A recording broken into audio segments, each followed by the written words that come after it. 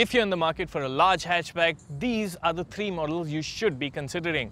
The Maruti Suzuki Baleno has been a sales sensation right from day one, and in fact only recently crossed the 4 lakh sales milestone in India.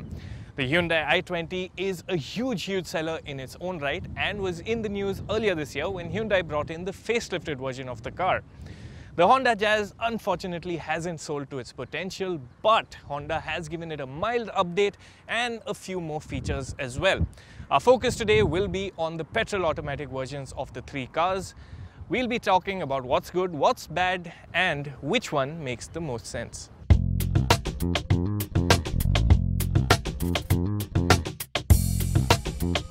A word in about looks first. Each of these cars is just under 4 meters long, but you sure wouldn't mistake one for the other. Even Honda isn't calling this update of the Jazz a facelift because there's simply not much new. The space-efficient quasi-MPV shape remains, and the only real changes on the outside are chrome door handles and LED wing lights at the back. Forget projector headlamps, even daytime running lights have been given a miss, and that is a shame. The i20, in contrast, got a more substantial visual refresh earlier this year. The grille has grown a size or two larger, the wheels are of a new design, and the new tailgate has worked its bit to freshen up the rear end as well. The Hyundai remains an elegant hatchback in look. There's nothing new on the Baleno since the last time you saw it. It's a big hatchback crafted with soft lines and is a neat looker. And it's also the only one of the three automatics that can be had with 16-inch rims. Let's hop into the cabins. We'll begin with the Honda Jazz. When the Jazz was launched, the automatic version was not available in top spec form. The good news is the updated Jazz gets the VX trim for the CVT automatic as well. So there are a lot more goodies in the cabin, but the main talking point is Honda's new DigiPad 2.0 infotainment system. There's Android Auto, Apple CarPlay and onboard navigation. It really does its bit to bring the Jazz's cabin to the present. Also new to the Jazz is a front center armrest, but honestly it's too low to be of much use, and the thick A-pillar remains a bother at crossroads. There is, however, good bolstering from the front seats, the cabin has lots of storage, and fit and finish is largely good. But all is not perfect in the Jazz. Remember the magic seats, the ones that used to flip, fold, contort just to create more luggage room in the cabin? Well, they've been done away with on the 2018 model. What's also disappointing to see are these small headrests that really don't offer much by way of safety. Things that remain on the positive side of the books is just the sheer amount of cabin space. Now the front seat is set to my position, so you can imagine that there is a lot of space. So a family will easily be happy in here. The i20 has its share of hits and misses as well. Hyundai hasn't launched the i20 CVT in top spec Asta O form, which means you do have to live with a few compromises when it comes to equipment and features. The very first one, when you enter the car, no push button start. You'll have to make do with a manual key. It's also a far tighter cabin than the other two cars, and some might find the front seats a touch too soft as well. Where the i20 excels is in cabin quality. Also nice is the 7-inch touchscreen system with Android Auto, Apple CarPlay and MirrorLink, and navigation too. Auto climate control is part of the kit as well. The i20 does have some tricks up its sleeve for the rear seat passengers as well, such as the air conditioner for the back. But where it does lose out, and quite comprehensively so, to the others is in space. As you can tell, it's comfortable, but it doesn't have that sense of space that you get in either the Baleno or the Jazz. The rising window line and fixed headrests are also a sore point. Baleno buyers have other compromises in store.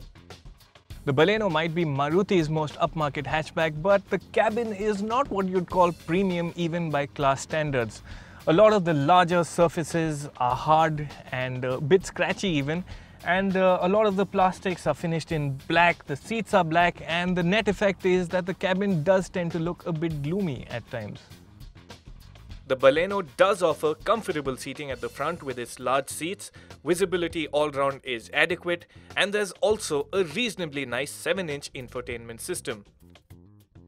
Like the Jazz, the Baleno also has acres and acres of room. Just look at the space at my disposal. It really is spacious enough to humble some larger mid-size sedans. The Baleno is the only car to get the safety of adjustable rear headrests. It's also the only car with ISOFIX child seat mounts at the rear. Dual airbags and ABS with EBD are standard fit on all versions of the three cars, but there are a few differences when talking features on the top spec trims. While the Jazz is the only car with cruise control and paddle shifters, the i20 is the only one with a rear aircon vent, while the Baleno is the only one with projector headlamps and an automatic adjusting internal rear view mirror. What is a big disappointment is the i20's lack of rear wash wipe on the auto. At 354 litres, the Jazz has the largest boot. It's also the easiest to load into and has the best shape, giving the most flexibility in terms of how you can place your luggage. The Baleno comes in second with 339 litres of luggage room and is also the only one to offer a 60/40 split folding rear seat. The i20 has the smallest boot with 285 litres on offer.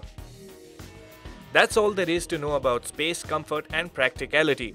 Let's get to how these cars are to drive.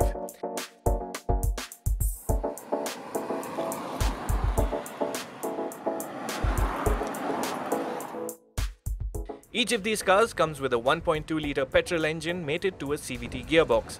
In case you're wondering, this engine gearbox combo is new to the i20 that was formerly sold in auto form with a 1.4-litre petrol engine mated to a torque converter auto. The switch to a smaller engine has helped bring prices down, but how is the new i20 auto to drive? The i20 might have the quietest of the three engines, but it's not the quietest of the three cars. And that's to do with the characteristics of its CVT gearbox. In normal driving, when you're keeping up with the flow of traffic and at part throttle, not an issue. But when you press down slightly harder on the accelerator, the built-in revs is far quicker than the built-in speed, and the engine tends to sound really strained. And the build of speed itself is not that great. There is some sort of a workaround.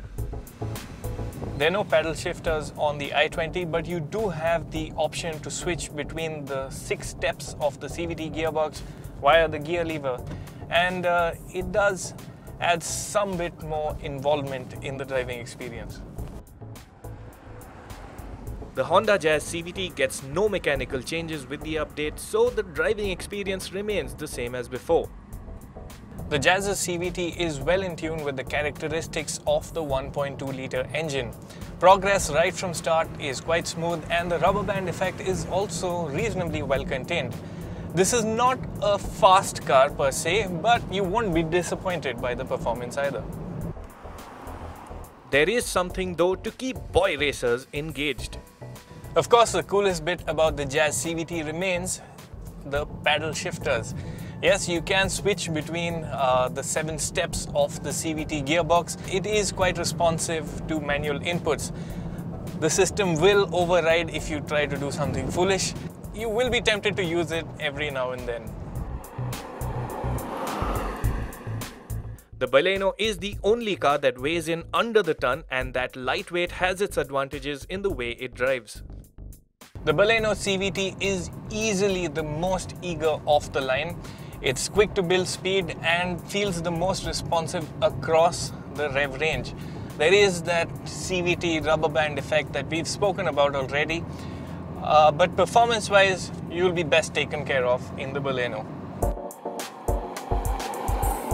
Our performance numbers reveal the Baleno to be the quickest and by a considerable margin. Some might be disappointed to learn, however, that there's no option to manually shift gears. The Baleno CVT comes with a low mode which helps when you're climbing hills or when you want maximum engine braking effect, and there's also this S button which activates sport mode.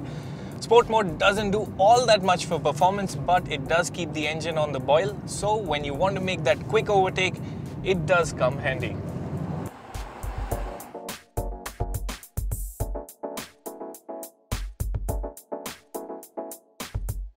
Aside from the performance, the Baleno also strengthens its case by being the most efficient. The ARAI certified fuel efficiency of the Baleno is 21.4 kpl, that of the Jazz is 19 kpl, while the i20 has been certified with 17.4 kpl. Over to the other aspects of the driving experience. Time to talk ride and handling.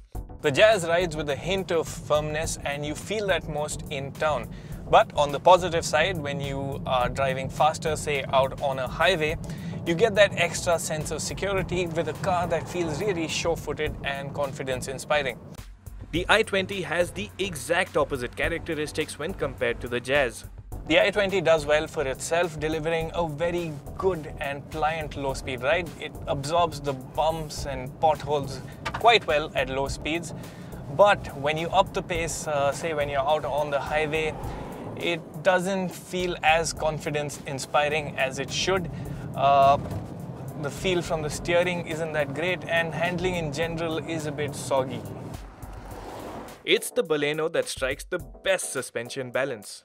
The Baleno suspension is absorbent in town, and honestly you won't have much reason to complain with the way it drives out on the highway as well. Yes, this is a light car, but straight line stability is quite good. What does take away from the experience is the steering wheel. The return to center is inadequate, there's little feedback, and you just can't get that sense of connect with the car. So that's what the three cars are like. Time to make some choices. The Hyundai i20 facelift that tops off at 8.22 lakh rupees has its strengths in its quality interiors and comfortable low-speed ride. But as a package, the i20 CVT doesn't quite come together as well as its manual siblings. Performance is okay, and you'll have to make your peace with the CVT gearbox's characteristics. That the Hyundai also misses a few features makes it harder to recommend readily. It's a far closer contest between the Honda Jazz and Maruti Suzuki Baleno. The Jazz has the nicer interior, it's pleasant to drive, and in general is a very likable car. However, priced at 8.99 lakh rupees, the fully loaded Jazz VX is a touch too pricey. You do get paddle shifters and a superior infotainment system for the money. Honestly, budget no constraint, the Jazz is the car we'd recommend. That said, you can't overlook the Baleno that's around 56,000 rupees cheaper and still gets a bit more by way of features. The Baleno is also the peppier car and more fuel efficient, and for what it's worth also promises a more premium buying experience thanks to the Nexa dealerships it's retailed from. Factor in everything, and it's the Baleno that takes your rupee further and gives you more car for the money. For most, that'll be reason enough to go for the Maruti.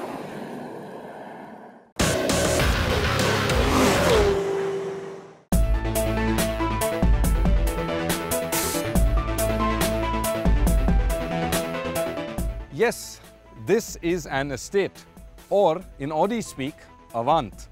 And so it's great for stuff like dropping kids to school, or even a weekend trip, or carting home all your shopping. But because this is an RS6 performance, it's also great for stuff like this.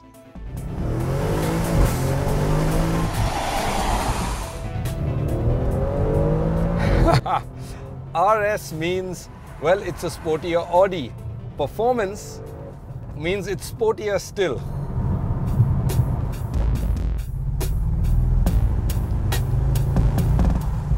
Consider these numbers. The engine in both the RS6s is the same 4-litre TFSI bi-turbo V8. But while the regular RS6 puts out a colossal 560 horsepower, this performance version takes that further still to 605. That's just 5 horsepower shy of the mighty R8 V10 Plus. And as far as torque goes, at 700 Nm, it's basically the most powerful Audi there is. So it's no surprise that the 0 to 100 km/h time comes up in 3.7 seconds and the top speed's limited to 250 km/h. Now typically, well, I'd say that's fast considering this is an estate. But 3.7 seconds, that's fast by any standards. But sadly, heavy rain and thick fog meant we only dared push it so much.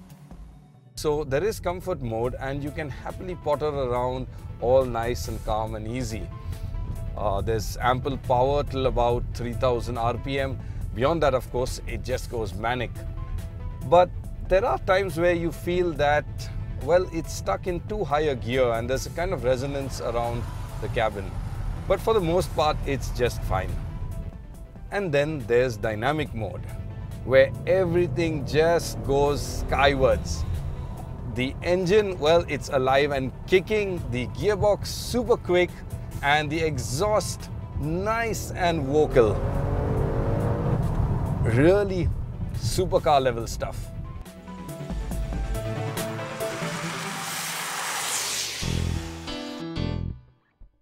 Now before I forget to do so, let me say something about the car itself. Globally, Audi have just released the new A6, but the RS6 versions still run on the older 4th generation. Having driven the new gen A6 sedan, the interiors of this RS6 did feel wanting in a few areas, mostly in the lack of things like Android Auto and Apple CarPlay, as well as Audi's virtual cockpit. The interiors are also the older, more rounded style rather than the new edgy design. But these bits aside, the steering wheel is a nice flat-bottomed chunky unit and there is a lavish use of carbon fiber around the cabin. It's also decently loaded with stuff like a 4-zone climate control system, memory seats and Audi's MMI infotainment system.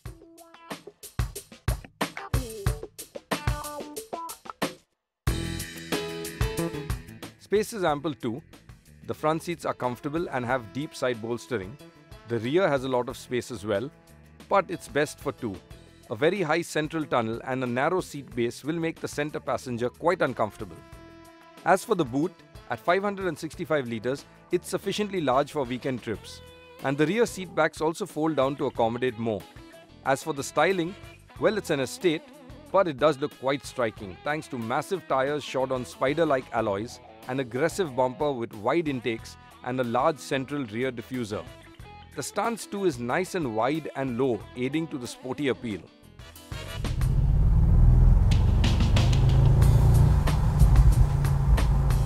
Now there's another suffix we shouldn't forget, and that's quattro or 4-wheel drive. And what that means is this car can do this. Yep, corner carving is massive amounts of fun. It isn't supercar level, but well, entertaining enough.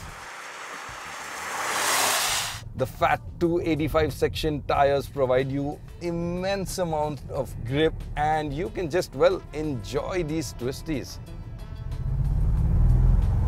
It isn't playful, but powering around corners with that amount of grip is fun in its own way. The steering in comfort mode is pretty light, but it doesn't have a very good feel to it.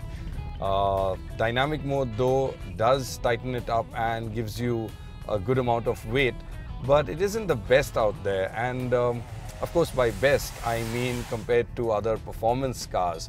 By, well, estate standards, it's just fine. The car may be now based on an older generation and missing a few modern bits. Plus the ride in dynamic mode is really far too bumpy for our roads. And the steering, it isn't the best either. But the RS6 performance can boast of a mighty V8, a sub 4 second 0 to 100 km/h sprint time, while at the same time carrying 4 people and all their luggage in absolute comfort. At 1.65 crore ex-showroom, it may be pricey and a good rupees 30 lakh over a regular RS6. But as a performance estate, it offers you quite a bit of exclusivity and makes a statement saying you're different from the rest. And for some, that and the bragging rights of having the most powerful estate there is worth a lot.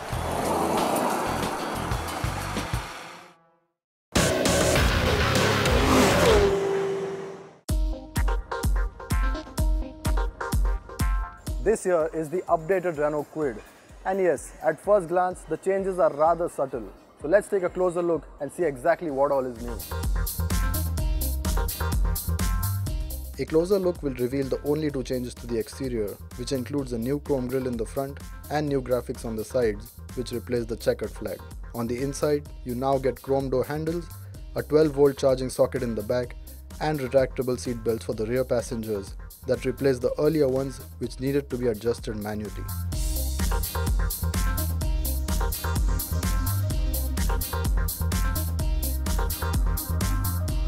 Now there is no mechanical change on this update of the Kwid, which means you get the same two engine options, a 54 horsepower 800cc and a 68 horsepower 1 litre, both of which are mated to the 5-speed manual gearbox. On this AMT though, you get Renault's new function called the traffic assist, which is basically a creep mode that helps the car to crawl slowly ahead in stop-go traffic. It also helps with inclines to start the car without rolling it backwards. Now the car does creep, but the progress is really slow, so you end up pressing on the accelerator to make small gaps. And even on the inclines, you have to hold on to the brake because the creep just doesn't catch the car and you end up rolling backwards. That said, the slow creep does help while reverse parking, as the car slowly crawls behind as opposed to its jerky nature earlier. Also, the addition of a reversing camera, which is a segment first, is a huge plus, although we wish the package included sensors as well. Other good bits the Kwid was known for, like the ride quality, impressive fuel efficiency, and easy drivability, are still very much there. The updates to the Kwid have been subtle, but with segment-exclusive additions like the reversing camera, it has further strengthened its portfolio. If you want a small city car that is easy to drive and has the convenience of an automatic, this is one option you should seriously look into.